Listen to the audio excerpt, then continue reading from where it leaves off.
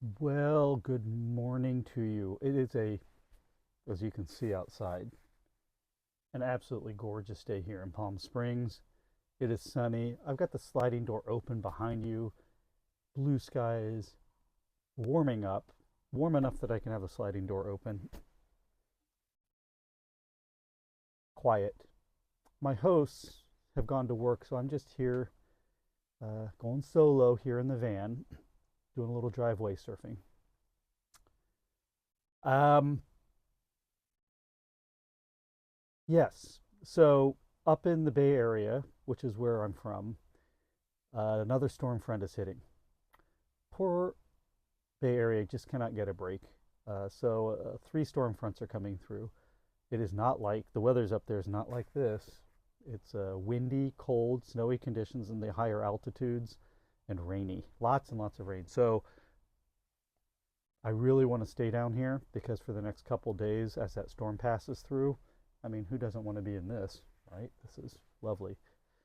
But I'm afraid that is not what the fates have planned for me today.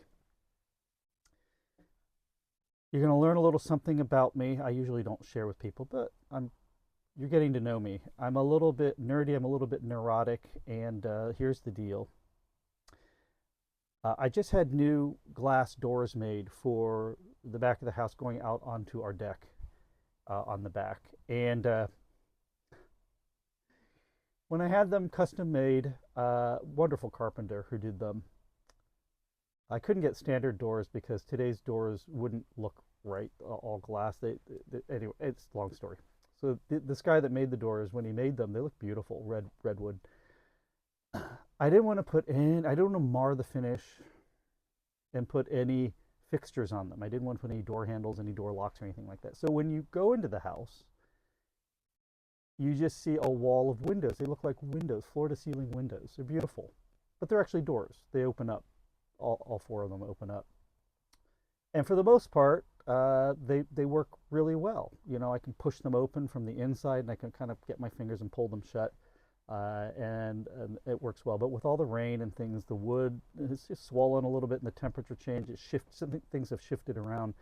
And I noticed the other night, it was around 2 o'clock in the morning. The storm was coming through. The winds were blowing, and I heard a door slam open downstairs from my bedroom. So I ran downstairs, and sure enough, the wind had blown open the door. The suction had sucked open the door, and it was open, and the rain was blowing into the house. Obviously concerning for me. So I did the best I could and kind of got my fingers around the door and pulled it shut. But there's only so much leverage you can get with your fingertips. Don't judge me for this. This is obviously my problem because I didn't put door handles and latches on the doors.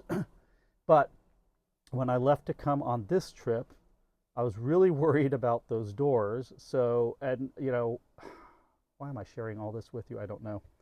Uh, so I was worried about those doors. So my deck on the back is a floating deck. There are no steps to get up to the deck. It's on the second floor. It kind of overlooks the seasonal brook that goes around the house. And so there's no easy way other than from the inside of the house to get to the outside deck. And since I want to push the door shut, I can't do it from the inside. So I had to climb out a window from the living room, walk along the trellis work around the house, above the ground, about a story above the ground, climb up over the railing to the deck, which I did in the rain, and got out there and used my foot and my hands, and I pushed the door shut as hard as I could. So they're kind of really secure now. I don't think a big burst of wind would be able to create enough suction force to open them. But nonetheless, my friends, I have been sitting here all morning on the computer monitoring. This is the part, don't judge me. I'm a bit of a tech guy, so I have all types of sensors and gadgets, humidity, temperature, motion sensors all around the property. The one thing I don't have is cameras at that location, so I can't look. So I have to be online on my apps, and I'm monitoring the humidity and temperature sensors of all the sensors around the house to determine if the door has blown open, because I have the temperature set at a certain temperature in the house. And so if the door blows open, I will see a sudden dip in temperature as the heat evacuates from the living room, and the heated the heater turns on, I'll see the dip and then I'll see it heat back up again. And I'll also correspondingly see the humidity spike up because the humidity with the wet weather outside will blow inside. I'll see it spike and then I'll see it adjust as the heater turns on. So I've been monitoring all morning all the sensors around the house and seeing if it's been completely level, so which tells me that it's constant inside the house. There's no open window or open door. Nonetheless, the storm front's hitting today, this morning, and so I can either make the choice that I sit here glued to my computer all day monitoring those sensors to see if something happens. But keep in mind, I mean, I'm 11 hours away, so even if a door opens, I'm not going to be able to get there for 11 hours to like do anything about it. So I'm doing nothing to myself but torturing myself, basically. So I've been sitting here mulling whether or not I should head home or not, and being indecisive because it's so beautiful out and I don't want to leave this area. But I'm on the computer like this, not enjoying it because I'm monitoring all these sensors. In any case, I think the decision was made for me because just a few minutes ago I got a alert that someone is checking into my Airbnb today. I'm not on the property, and so I have to head back because when I have a guest checking in, I like to be there and make sure everything's okay. Sometimes the guests have questions about, or they can't get in, or something's not working or whatever, and I need to kind of be there for that. So this guest is not checking in until really late tonight, around midnight. And so that gives me enough time, if I leave right now, that gives me enough time if I just head straight back without stopping. And if provided the Grapevine is not closed with snowy conditions, I can make it back in 7 or 8 hours, maybe. If the Grapevine's closed, it's going to take me 11 or 12 hours to get back. I have to go a really circuitous route back. So anyway, that is what it's looking like for today's journey. We're going to do a really quick walk around on the rig. I've got some gas in it. I don't know if I'm just going to hit the road or if I'm going to fill up here in the desert before I head back, but that's what we're doing today. You're coming along with me, and we're going to head straight back. And when we get back, if I remember, then I'll show you what I'm talking about with the doors. And you can judge me then. So let's pack it up. Let's hit the road. Let's get back on the road as soon as we can. This is completely unscripted and unexpected, but we got to do what we got to do. That's one of the nice things, again, about being in a van is it's very easy, very fast to pack up. I mean, there's nothing to do, right? I just turn the seat around, hit the start button, and we hit the road. So let's do that. Let's get that underway.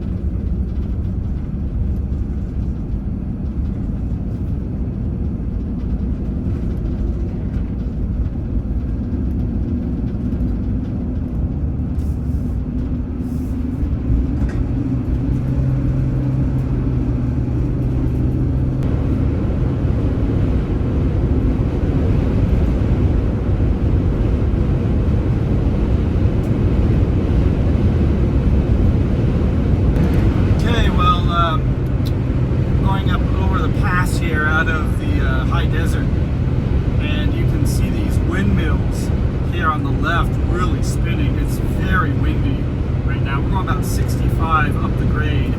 We're at about 1,500 feet of elevation, going up to around 2,500, and the wind is really whipping the van around. It doesn't feel like it's out of control at all, but you can definitely feel that we're taller and the wind is buffeting us. I have not yet had the crosswind assist kick in, but as I'm barreling up this grade at 65, I did have the cruise control automatically cancel on me. I think it was just struggling with maybe the headwinds, trying to maintain that speed. But anyways, the new ProMaster is handling real well. I'm impressed with its handling, and I'll let you know if the crosswind assist kicks in.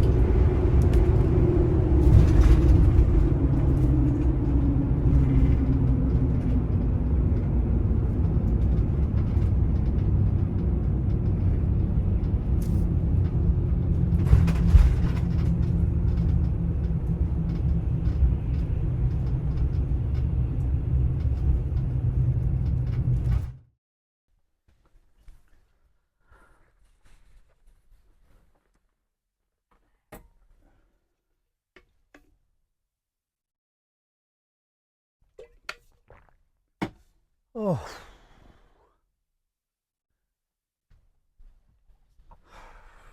Okay, we're at a rest stop on I-5. We've been traveling for, I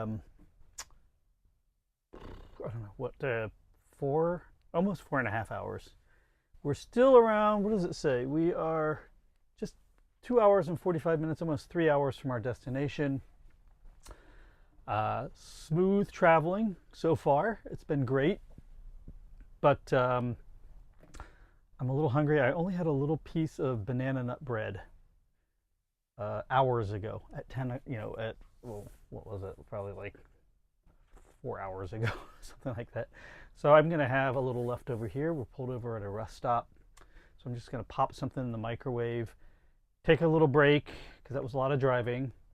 Very gusty. The winds, you can see out the window here at the trees and stuff like that. It's quite gusty. And for those of you who don't know, Highway 5 is a big connector between the Bay Area and Los Angeles, and heavy trucks, a lot of trucks, 2 lanes on each side. And so just, the buffeting, it was okay. I mean, the van wasn't, out of control or anything like that. But, trucks are kind of weaving and swerving a little bit because of the winds, stuff like that. So you got to pay attention. But so far, so good. Let me just get my lunch going. And yeah, then we'll take back off. We're making good time, and I'm hoping, when we get back, we're going to see about those doors and see if those doors are open. I have no idea. And, make sure that the place is ready for the guests to check in. So, all right, let me get my lunch going.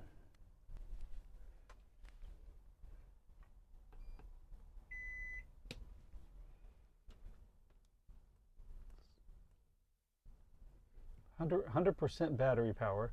Not pulling in. Oh, the voltaic, the solar panels aren't pulling anything in because the batteries are 100%. So we'll see after I use the microwave how it goes.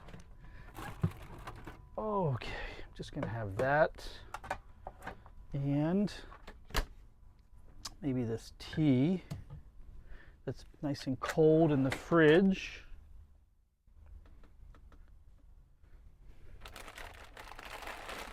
Oh, I love having a fully stocked refrigerator and pantry on the road. There's nothing better. I'm not in a terrible rush to get home because we're going to be arriving shortly, and I just need to get back today, and I need to make sure that everything's okay at the house. So I'm not in a big rush, but oh, this is a soup that I made the other day. It's a salmon chowder. It was a home kit meal kit, and really yummy. Oops. Don't want to splash a bunch.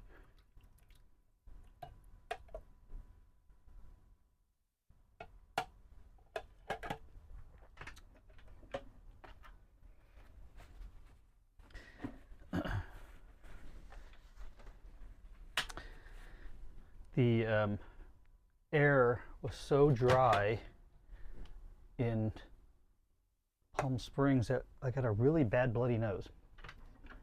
I haven't had a bloody nose for years and years, but I had a bad one last night.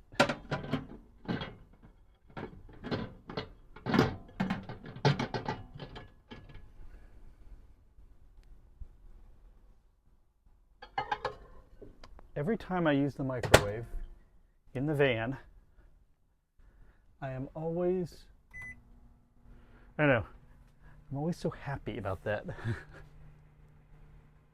I don't know if I want this tea or a Pellegrino, a limonada. You know what? I want something sparkly for now. Sparkly, sparkly. I'm going to do that. Of course, I could add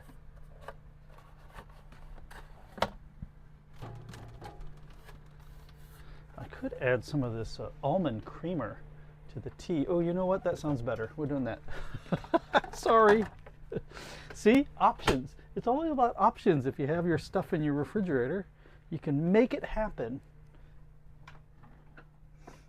Let's see. I believe I'm going to use one of our fancy teacups. How's that? Yeah. This is a almond and coconut creamer. It's a French vanilla. I like it. I get this from I don't know. I forget where I got that from. I don't know if I got that from Trader Joe's or not. You see that okay? I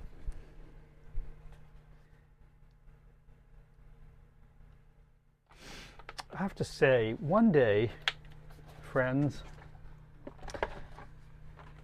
I'm going to teach Giulio how to drive this van, because I want to sit right back here where you're at as we go down the road. I keep looking over my shoulder as we go down the road, and it looks so inviting sitting here because these big windows on the left and right and in front of you and then the sunroof above you. It's just, you know, seeing the landscape go by. And so I want to experience that. I want to sit back here as we're traveling down the highway, some beautiful landscape to the left and right, and I just kind of want to enjoy it. Maybe have my fancy tea in front of me, maybe have my laptop here, my iPad opened up and doing a little work as we're going down the road. I think that would be nice. So that would be a nice experience. So I want to experience that at some point. Okay, let's make this tea. Let's see how this turns out.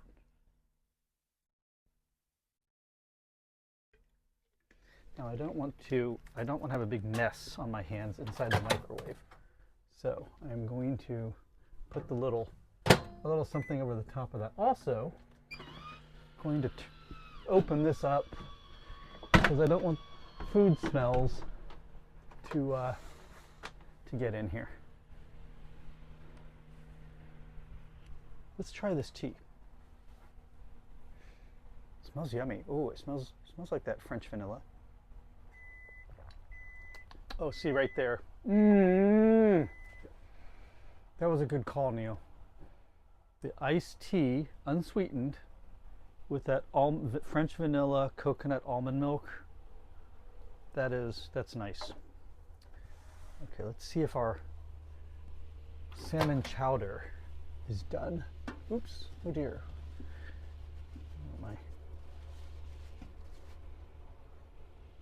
Almost. I'm gonna put it in for another minute. You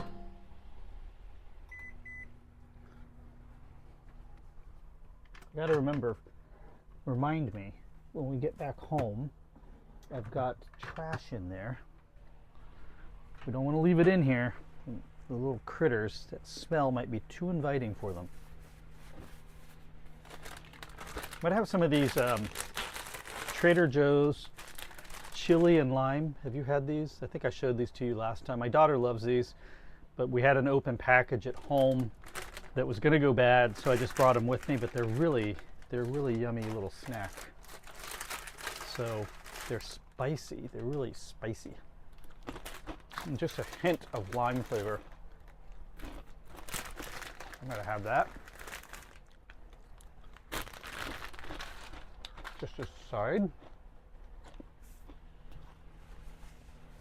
Okay. I think our soup's done, or our chowder. There we go. All done. Also, gotta remember to take the little, round glass microwave tray thing out of the microwave because it will rattle. There was a rattle happening up in here. And I figured out it was the microwave tray doing all the rattling. So I silenced that puppy.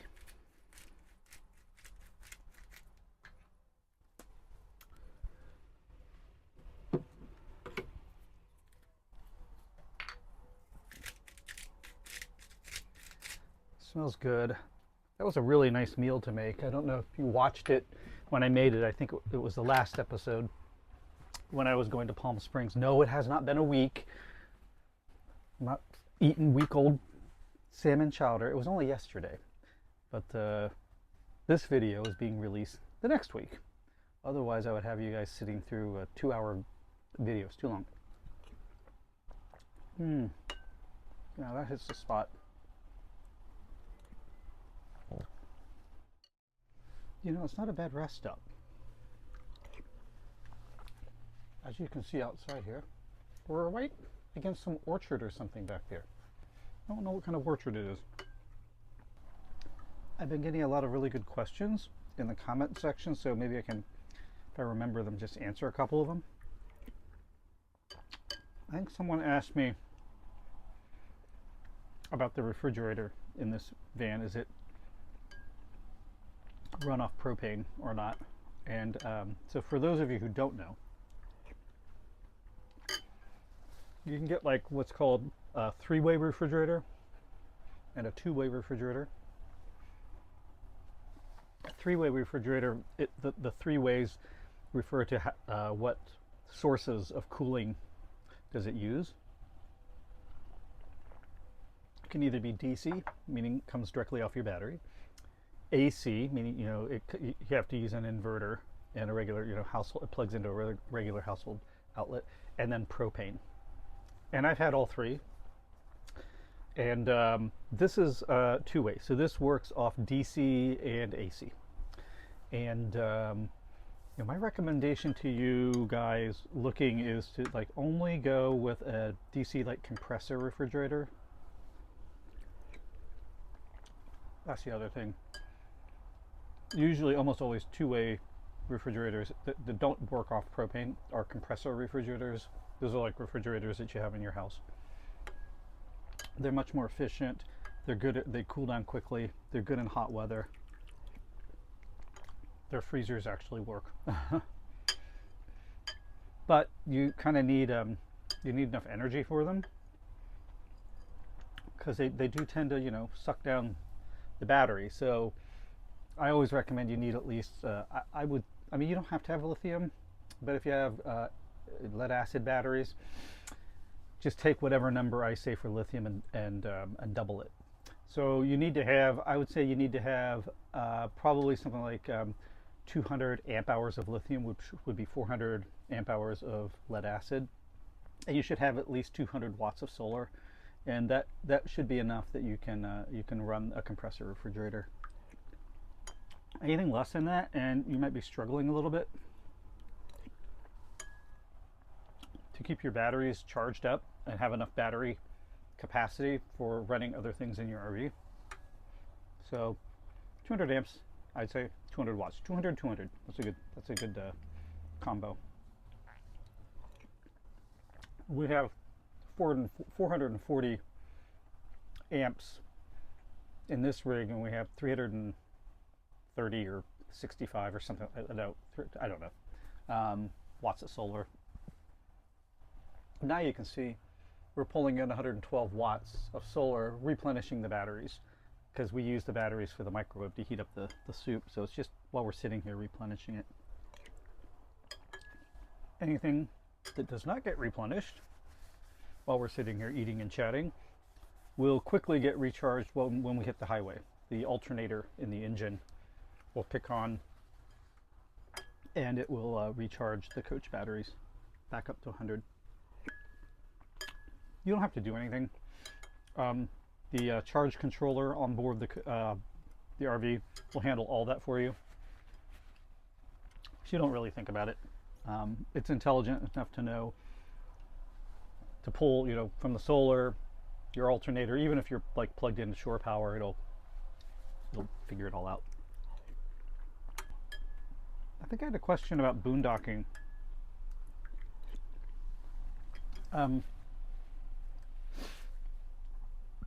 So for boondocking, which just refers to parking the camper van somewhere, anywhere other than a campground, and sleeping overnight in it. And so for boondocking, I generally, I like to find places where I don't have to worry when I go to sleep at night that someone, like a cop, is going to come knocking on the window, which has happened to me a couple times. And it's not usually a big deal, but I don't get a good night's rest because of that. So If we're traveling someplace that's not in the city, out in the country somewhere, I'm okay just kind of pulling over off the road, level, far enough off the road that I feel like no one's going to hit us. And I can get a pretty good night's sleep there. Um, if I'm in an urban area, I will either look for like an Amtrak or a train station or someplace like that. I'll go online, find out, for instance, if Amtrak has a train station, does the train station have overnight parking? Because a lot of them do. And it's not the quietest places usually to go to, and they're brightly lit and all that, but I can get a good night's sleep because I know most likely no one's going to come knocking on the van. So I'll look for that. I'm a member of Anytime Fitness, and since it's anytime, it's reasonable that I could park there, and cops probably aren't going to knock on my van because it's feasible that you're in the gym working out. And then sometimes if I know the area, or I know it in terms of like I've driven around during the day, and I might be able to find something in a neighborhood where it looks like it's safe and no one's going to come a knocking on the van. But that's usually my third choice. But I've done all three, and they work fine. If I'm really tired and I just know that I need to get a good night's rest, then I might look for a campground, because then I know I'm going to get a good night's rest. And I've done that too. And I used to be a member of KOA just because it was a good backup. Meaning if I've been traveling all day, I just don't have the energy to find a place, and I just want to pull into a spot and just set up camp, have dinner, and go to bed, then the KOA was a good choice because they're kind of all over the place, and there's a level of consistency to them, cleanliness and security and all that, so you know what you're getting. And well, they are kind of pricey in those pinch situations. It was good to have, especially when I was going across country. I don't have my KOA membership anymore, though. Okay, I'm going to finish up here. I'm going to wash the dishes, and then we're going to hit the road. And the next time we see each other, most likely, hopefully, I'll be pulling in back at home, and you're going to run up with me, and we're going to check those doors and make sure they're shut. That's what this whole trip's about. All right. Thanks for joining me for lunch. I'll see you in a few.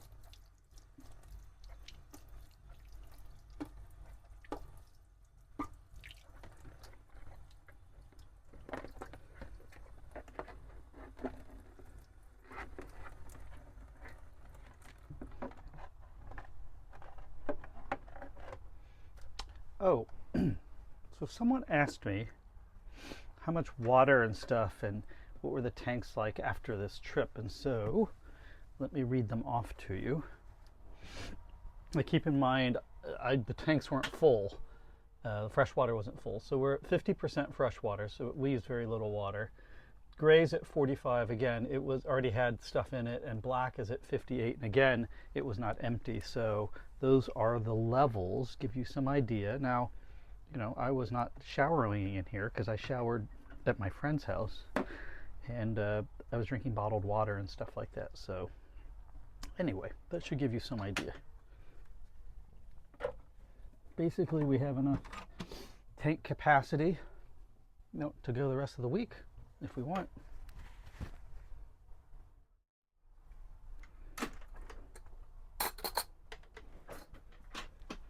Okay, friends, I'm just going to use the facilities, and then it's the home stretch.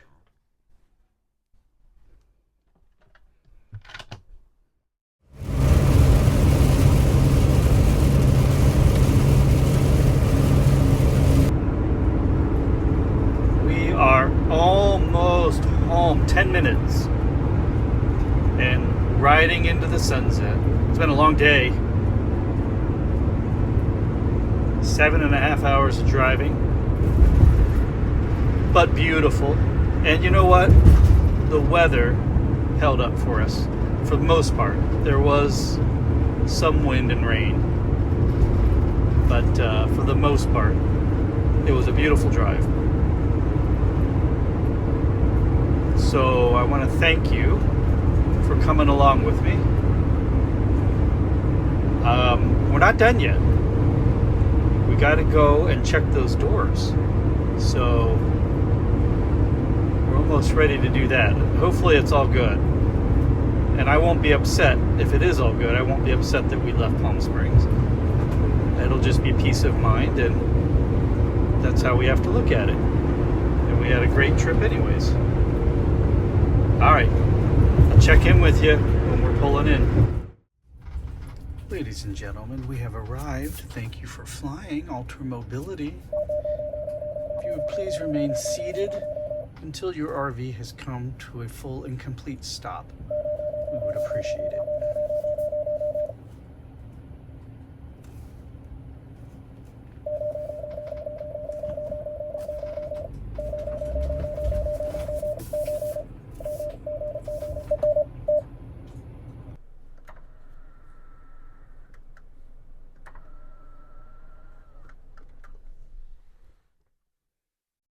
Okay, we have arrived. Oh man. First thing we're gonna check, come with me. The whole reason why we came back. We will check the doors. And I don't know, I might be staying in here tonight. We'll see. I don't know. See how I feel. Right. Let's go check. Okay. It doesn't look like it's open. I can't see from here though. The little brook is going, you know, this hasn't stopped going since December. It's kind of lovely.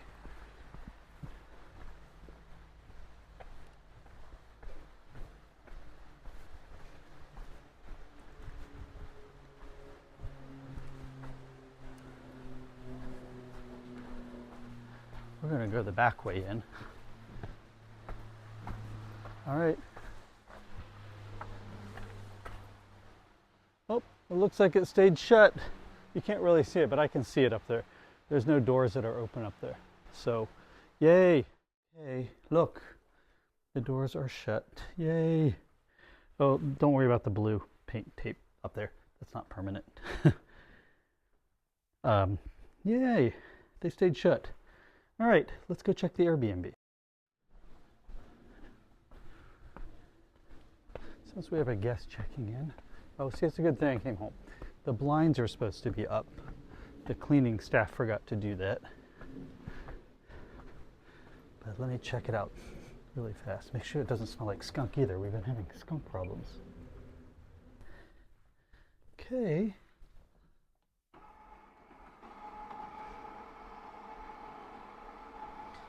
I'm going to turn the heat on for these people. That's always, see, that's a nice thing to do too. Oh, they unplugged it. Plug it back in.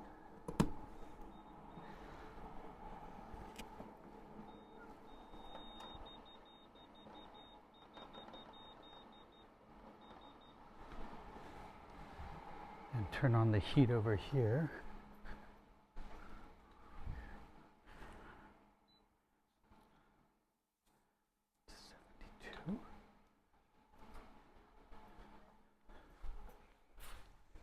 Okay, I think it all looks good. That's their sauna. That's their bathroom. Yeah, I think it looks good in here. It's fine. That's my house over there.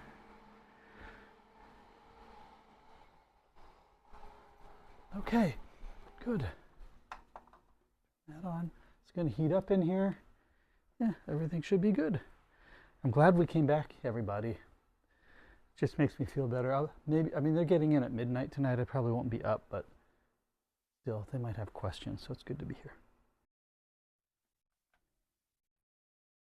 Okay, we are back in the RV. I think I'm just going to stay in here tonight because I got all the food in here, and it's cozy, and the house is, I've had the heater off in the house, and it's cold, and so it's nice and warm in here. I don't know. It's just an excuse to stay in the RV, honestly. I'm not going to lie to you. The one thing that's going to be weird is when the guests arrive tonight at midnight, they're going to arrive behind me and park on the street here behind me. And, but I mean, I'll probably be asleep, so it won't matter. So tonight, I brought a couple things for the RV. Look, this is an Apple TV. I brought it from the house because I want to test it in the RV. So we're going to hook that up tonight. I like having the more simplified remote, and we're going to try that tonight. And if it works, then I'm probably going to go out and buy one. So we have one for the RV. I'm going to stick it up. I don't know, it's quite heavy, but I'm going to try to stick it up with these Velcro or these wall things. I don't know if it'll work, but we'll try. But in the meantime, I need to get dinner started. We're awfully late. My fast has already begun, but I'll break it later tomorrow. That's fine.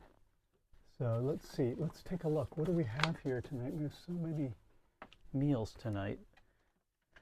I need something fast. So, oh, that one's fast. Okay, so I found it. Yeah, that one's fast. Ha ha! See, it pays to get a bunch of different types of meals. Some of them are called oven ready, like this one. So if you look at this one, see? Oops, let me turn this light on so you can see. So that's what we're having tonight. It's like a cranberry thyme chicken, and it's oven ready. So all you have to do, see, is you just put it in a little pan. We put it in our little steam oven, and that's it. So we're going to do that. Yes. Let me get that set up, and there's really not much to do here.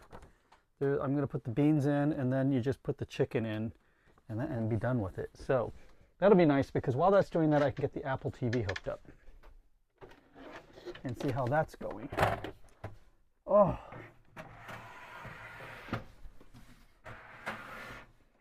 Now we arrived, and we have full battery power. I should tell you, so I drove 65 to 70 miles per hour the whole way back, and I got 1 mile per gallon less than when I went there going 60. So going there with 60, I got around 16.8 miles per gallon. But you know, weather was very wet and rainy, and that adds resistance and all that stuff. But it was a little bit wet and rainy this way too, but I was going 60. I got 15.9 miles per gallon, so it was about 1 mile per gallon less. So not terrible. Okay, put this in like that.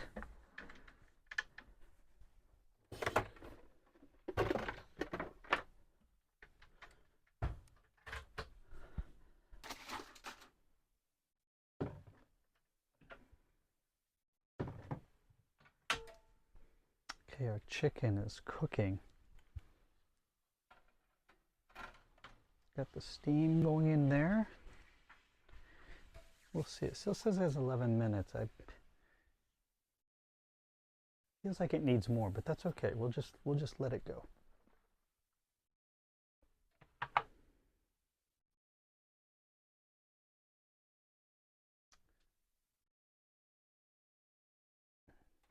I'm using the top of the oven as a plate warmer.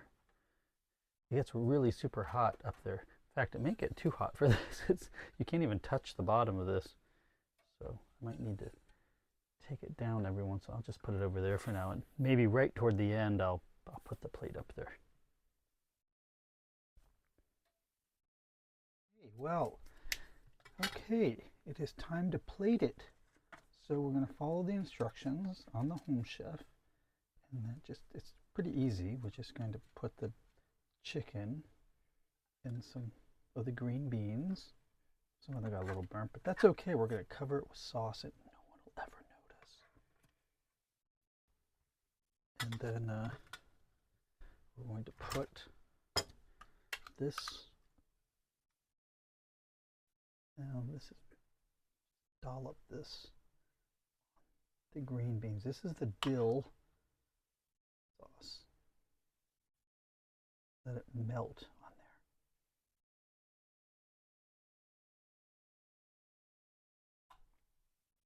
there. There, like that.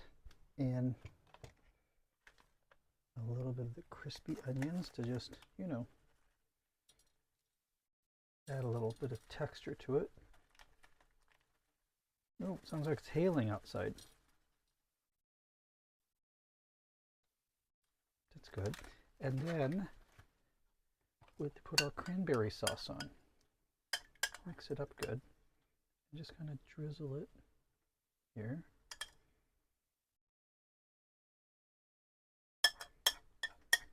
Okay, and we have some fresh thyme. So we're just going to put that on, just like that. And voila, our fancy meal in our RV tonight. Okay, I'm going to go watch my show. I'm watching The Last of Us, and I'm going to eat our meal. So I will see you shortly. Well, come join me for a second. Okay, it's a little chilly, although I'm going to let the thing run just a little bit because we have some cooking smells in here. So let's just let it run. Just so, I found that if you do this, the RV doesn't, you know, it still smells new. I don't know how long I'll be able to keep it up. All right, let's see. It looks really good, guys. But of course, oh, it's cooked really nicely. The chicken, that little steam oven does really well. 99 bucks. You guys,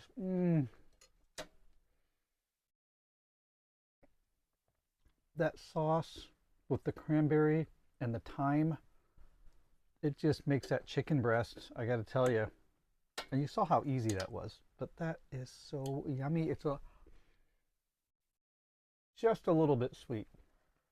Not terribly sweet, but just a little bit sweet. Let's try the beans. Oh, they're crunchy still, but nice and crisp on the outside, but on the inside still crunchy. And that dill sauce we made, it's tangy, but it has that nice dill flavor, and then the crunchy onions on the top kind of add that extra dimension. Mmm. This is a good one. And I tell you, I can't believe these meals are $8.99.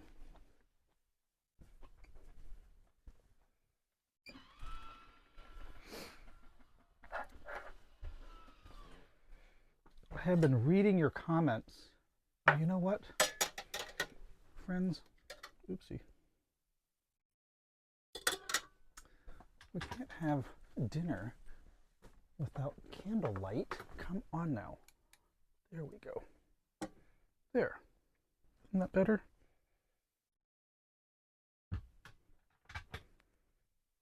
That's much better. I've been reading your beautiful comments. You guys are so supportive of me. I can't tell you. It's so nice to know that there are good souls in the world.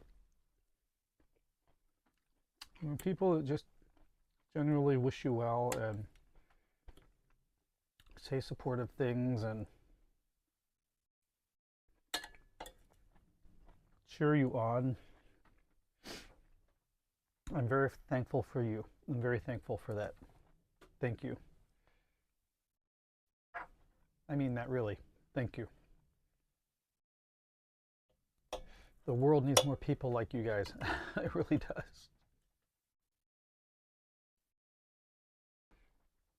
This is the part for me that I like about RVing. It's extra special for me to be eating a really nice meal in an RV. It's just, I don't know. It's that same feeling that, you know, you get when you're in the RV during a storm.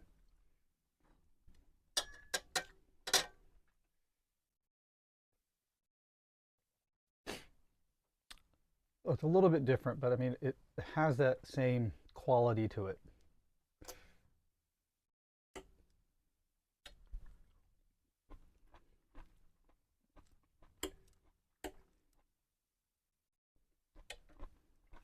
There's something about, for me, I mean, I'll be honest with you, these plates and everything are nicer than the plates I have in my house. And there's something about being a little bit fancy in your RV. Just because you have all the same feelings of like camping. So you know those feelings when you're camping and you're out and you're kind of self-sufficient. But then you combine it with kind of this, you know, fancy meal and kind of, you know, your little fancy dinnerware and stuff like that. And it just feels, I don't know, it feels like you've conquered the world. Or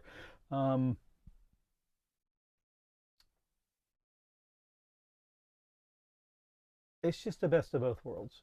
The camping feeling and then the of having like these nice amenities and stuff. And you saw the, I mean, this isn't like this isn't like filet mignon or anything like that. It's just, you know, chicken breast and with a cranberry sauce on it. But as far as like a meal that you might have camping, it's pretty fancy. And it reminds me of, like, maybe that's it for me. Like when I was in Boy Scouts when I was young, I remember one jamboree that I was at, and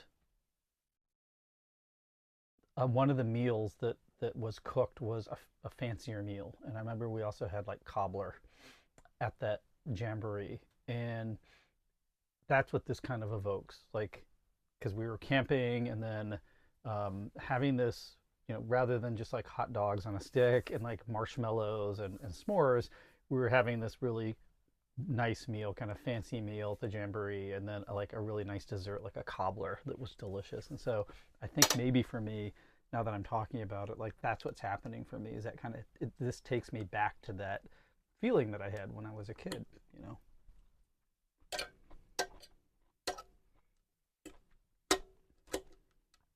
It's really weird.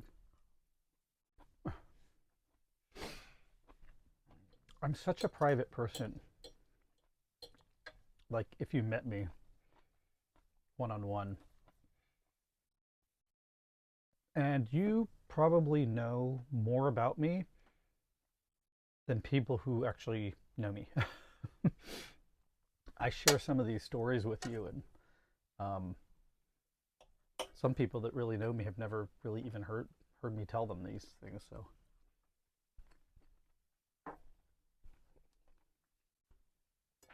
perhaps there's something about the anonymity of being behind the camera or in front of the camera.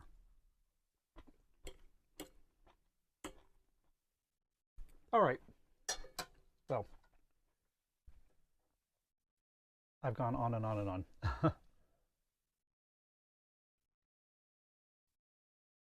I'm going to watch my show, and then I'm going to clean up, and then I'm probably going to, it was a long drive. It was a long drive we went on today. 8 hours, around 8 hours. But we made it, and I have to tell you, the Ram and the panoramic didn't tire me out. 8 hours of driving, I felt great. Made a whole dinner. We got home here. I still have energy. I still feel good. So that's good. I think that's a testament to Ram. That's a testament to panoramic. Definitely. All right. Well, this feels like a good spot for us to say goodbye. It's been really enjoyable having you with me on this long, long road trip. So I thank you for spending the time with me. If you stayed to the end, I very much thank you for that. And I appreciate all of your comments. I really love reading the comments, and I love responding to them. It makes my day. It's the best part of my day. So I look forward to seeing you on my next video and on our next adventure. So with that, take care, and I will see you then. Bye-bye.